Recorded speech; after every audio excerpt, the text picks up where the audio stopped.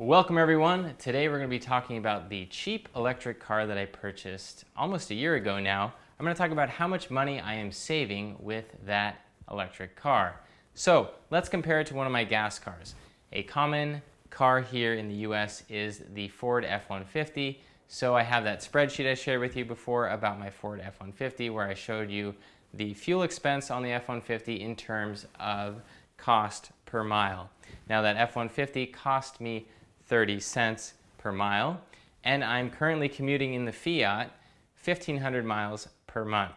And so if we take 30 cents and multiply it by 1,500 miles, we get a savings of $450. I am saving $450 in fuel expense, but how much is my electricity costing me? The answer is actually zero. The electric company gave me a break on my rates because I bought an electric car. The net change in my utility bill is zero. So I'm driving the car basically for free. Because I'm not spending $450 on gas every month, I'm increasing my cash flow by $450. The electric car is really great in terms of savings. However, I would not purchase one of these new. Electric cars are simply too expensive new. The reason I bought this Fiat 500e is because it has depreciated so much.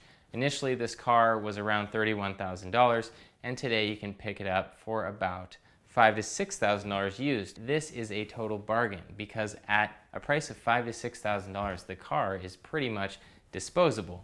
The fuel savings over 1 year will pay for the car itself. Now, how does that math work out? Well, it's pretty simple. I paid $6,400 for that car after tax. The utility company gave me a $1,000 rebate check for saving the environment. So I ultimately only paid $5,400 for that car. So if I am saving $450 a month, it will only take me 12 months to offset that $5,400 expense. Now, what's great about that is I can drive the car for a year, and I can probably still sell the car at the end of the year for close to what I bought it for. These cars do not have a very large price range. I see them in between $5,000 to $8,000. Now there are some electric cars that you want to avoid, and the main one that you want to avoid is the Nissan Leaf, and that's because it has severe battery degradation issues.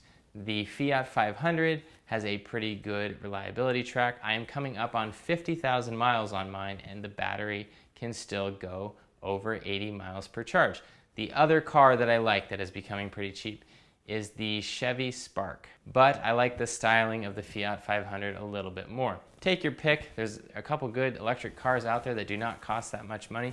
They work great as a second, third, or fourth car. I would not replace your primary car with an electric car, and the reason is because of the limited range. Being able to drive a beater to work that doesn't cost me anything to run is really incredible. If somebody hits that car and totals it, or it gets stolen or anything, I'm not gonna care, simply because the car just didn't cost me much money at all.